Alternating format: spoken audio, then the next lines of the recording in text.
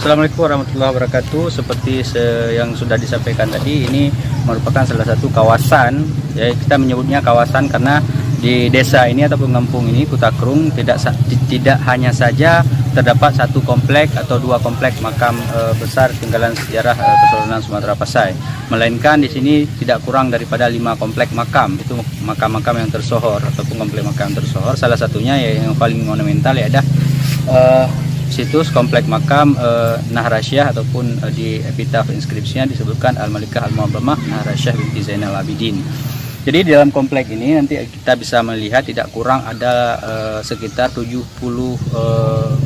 pusara ataupun makam yang di dalamnya adalah merupakan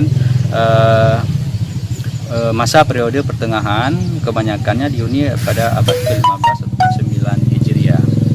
Jadi di dalam itu dari 70 makam tersebut ada 5 yang paling besar.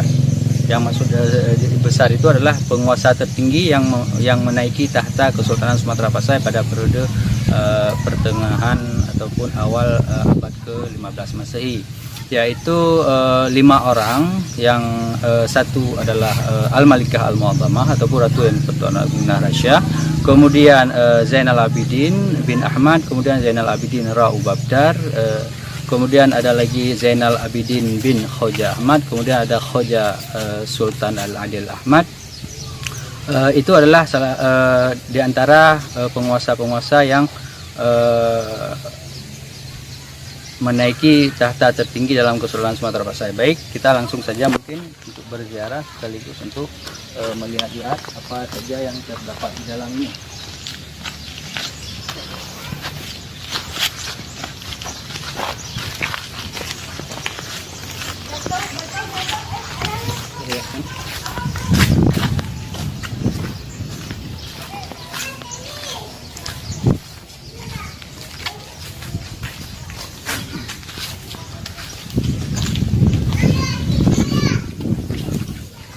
Semua orang tidak asing dengan keberadaan 2 makam marmer ataupun monumen makam lebih tepatnya, karena ini merupakan hadiah daripada Kesultanan di India untuk mengenang ataupun melihat kiprah daripada kebesaran Kesultanan Sumatera Pasai. Dan pada masa abad ini ataupun abad ke-15 ini banyak pendahulu-pendahulu kita ataupun sultan-sultan besar di Sumatera Pasai itu mengepak sayapnya yang sangat luas untuk kawasan Asia Tenggara dan memiliki koneksi yang sangat besar pula untuk kawasan Islam di belahan dunia manapun. Jadi batu nisan ini ataupun monumen makam ini adalah monumen makam yang terbuat dari batu kualam ataupun marmer. Dalam arkeologi disebut dengan tipologi Kambai karena keberadaannya itu di Kambai. Batu nisan ataupun monumen makam Kambai ini sendiri di Sumatera Pasai itu tidak kurang dari berjumlah sekitar 12 ataupun 13 makam. Dan untuk yang kita ketahui ini merupakan deposit paling banyak di dunia, karena di Gujarat ataupun di Hindia itu sendiri hanya beberapa makam. Ada sekitar 9 ataupun 8 makam yang di sana yang terbuat dari batu marmer kualam, karena di sana dominannya batu tersebut digunakan untuk konstruksi bangunan. Sedangkan di daerah-daerah lain di dunia, di belahan dunia manapun selain di Sumatera Pasai ataupun di Aceh, itu terdapat di Pulau Jawa, yaitu di Gresik ada 3 makam, kemudian ada di Dubai kabarnya, dan ada beberapa kawasan lain yang depositnya tidak melebihi yang ada di Sumatera Pasai. Jadi ini merupakan dua makam tokoh sentral ataupun tokoh sentral di abad masa pertengahan Kesultanan Sumatera Pasai. Kalau ini makam dari Sultanan Nahrasyah. Ya, di sini bisa kita ketahui dari epitafnya. Ini adalah makam daripada seorang ratu yang di-Pertuan Agung di Sumatera Pasai. Nama beliau adalah Nahrasyah binti As-Sa'id As-Syahid Zainal Abidin bin Ahmad bin Muhammad bin Al-Malik As-Salih. Jadi ini keturunan kelima atau daripada Sultan Al-Malik As-Salih. bagian namanya yang Pak? Seperti kita saksikan di sini, ini adalah inskripsi secara keseluruhan, dan di dalam inskripsi ini terpahat ada bagian epitaf di baris kedua terakhir sampai baris terakhir di bagian sini. Di sini disebutkan hazal maqad. Ini adalah tempat pembaringan Nawarah Al-Munawwarah yang bercahaya. Al-Mutahharah. Kemudian Al-Malikah Al-Mu'azzamah, Al-Maghfurah, Nahrasyah. Nahrasyah ini namanya. Ya, Nahrasyah. Binti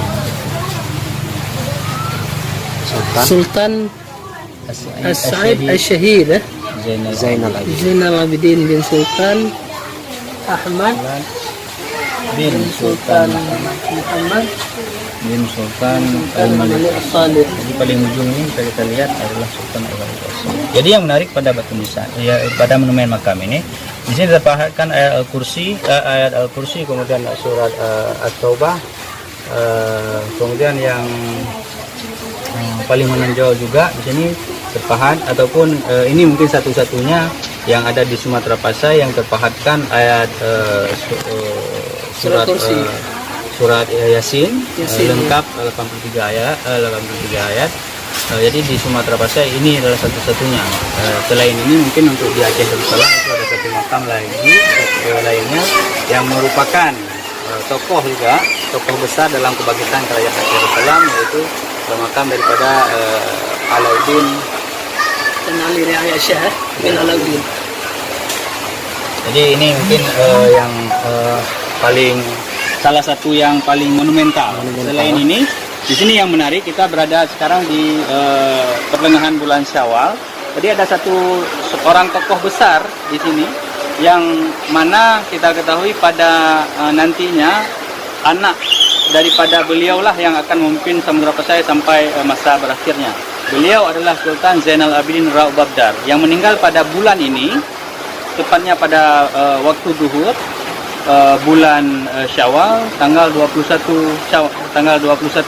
Jadi mungkin sekitar beberapa hari lagi kita akan memasuki tepat pada hari pemangkatan beliau. Jadi makam beliau ada di sebelah sana.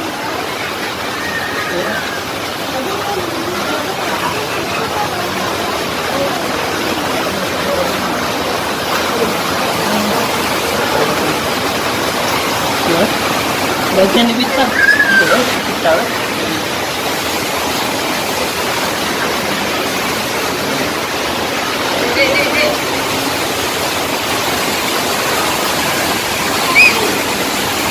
Ini nisan makam Zainal Abidin Ra Ubabdar. Ini adalah tipologi nisan Pasai. Kalau tipologi ini dikategorikan dalam kelompok tipologi nisan Pasai. Bahan baku dasarnya adalah batu andesit yang terbuat dari magma, daerah magma yang membeku. Ini termasuk salah satu batu dalam tingkat kekerasan yang memadai untuk sebuah karya yang monumental. Jadi beliau adalah sepupu daripada Nahrasyah. Diketahui daripada nasabnya di sini tersebut bahwa nama beliau adalah Zainal Abidin Ra Ubabdar bin Ahmad bin Muhammad bin Al-Malik As-Salih, yang mana Ahmad tersebut merupakan saudara daripada Zainal Abidin, ayah daripada Nahrasyah. Jadi ini sangat menarik karena nantinya apabila kita mengikuti sejarah Samudra Pasai ataupun Sumatera Pasai, kita akan mengetahui nasab daripada pemimpin-pemimpin selanjutnya merupakan anak ataupun cucu daripada Sultan Zainal Abidin Ra Ubabdar ini sendiri. Seperti bisa kita lihat di samping ini, di sebelah sana, itu adalah anak yang kita duga anak pertama daripada Sultan Zainal Abidin Ra Ubabdar, yaitu Khuja Sultan Al-Adil Ahmad bin Zainal Abidin.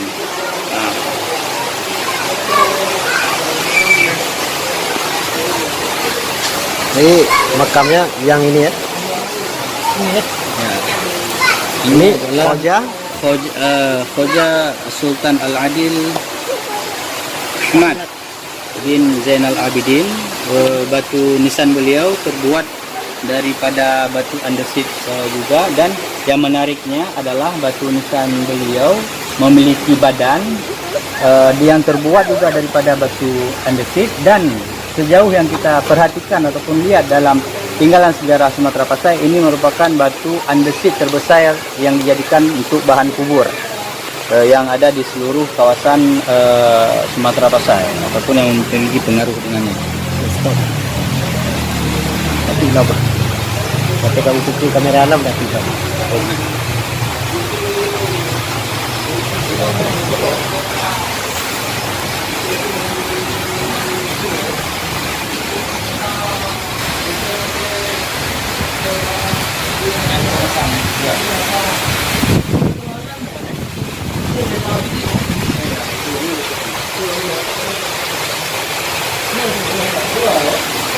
Punya tidur dia, kita mau lihat.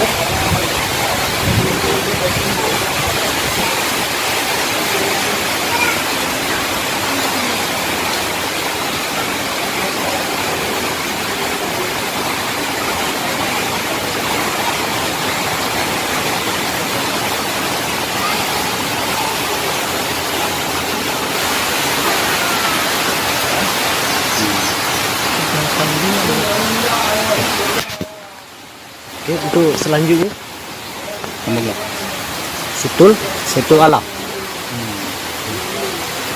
jadi di kompleks makam ini ada beberapa monumen makam yang terbuat dari marmer.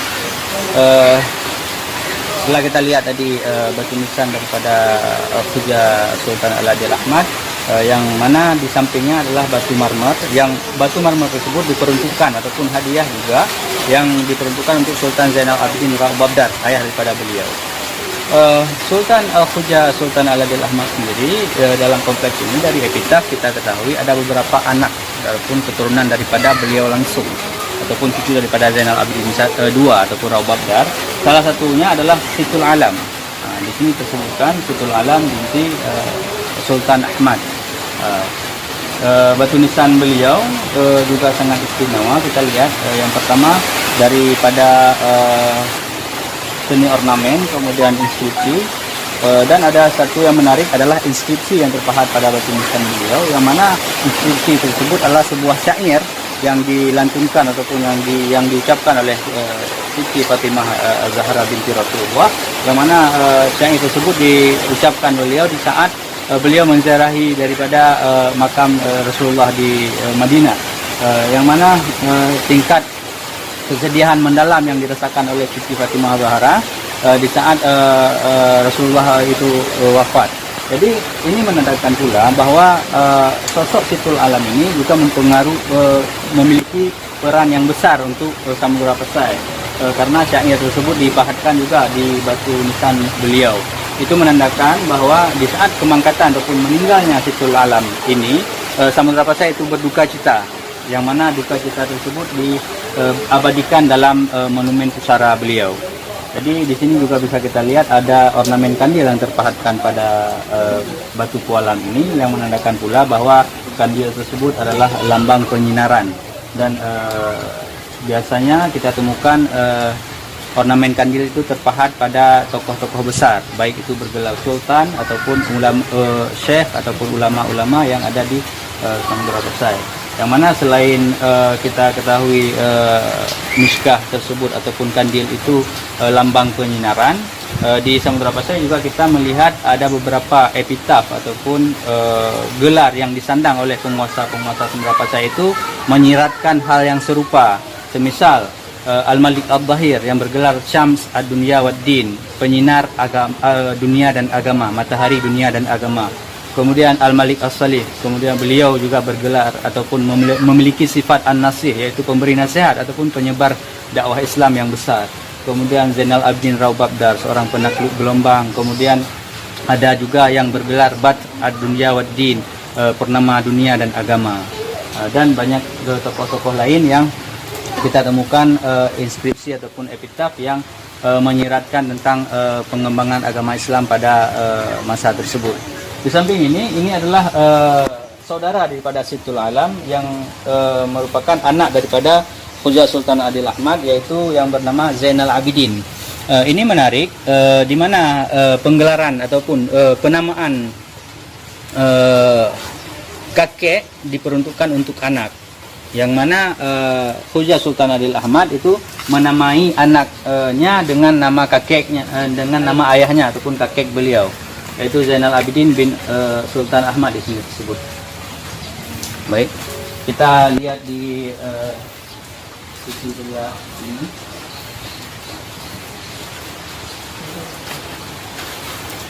Dalam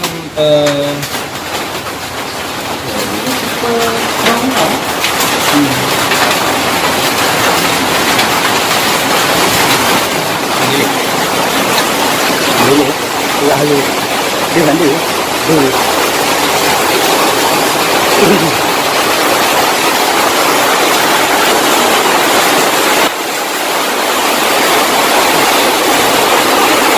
ini juga salah satu anak daripada Khuja Sultan Adil Ahmad, yang batunya juga terbuat daripada batu anesit. Ini adalah seorang perempuan yang nama beliau adalah Maharasya. Mungkin bagian epitaf sebelah sini bisa kita lihat.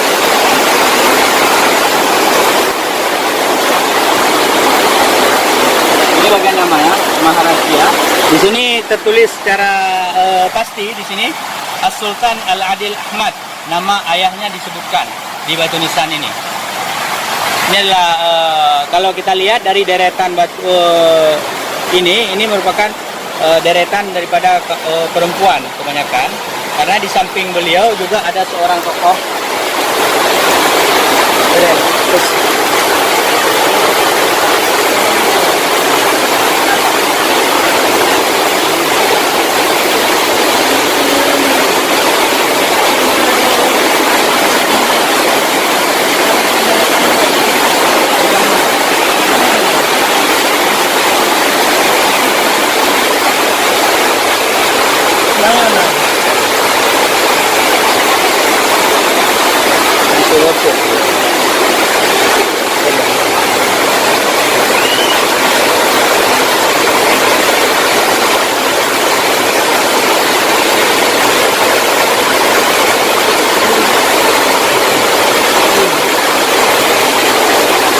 Oke, ini adalah salah satu tokoh juga, tokoh perempuan.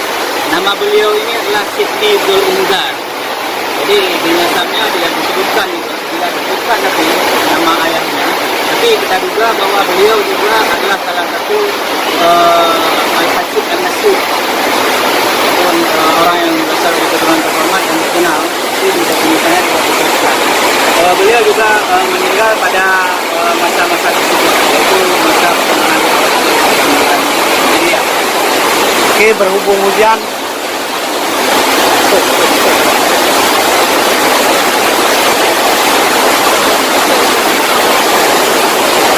Berhubung hujan. Ini kondisi yang kita lihat sekarang memang lagi hujan deras. Jadi berhubung kondisi yang tidak memungkinkan untuk kita sambung audionya, sementara kita sudahi dulu. Assalamualaikum warahmatullahi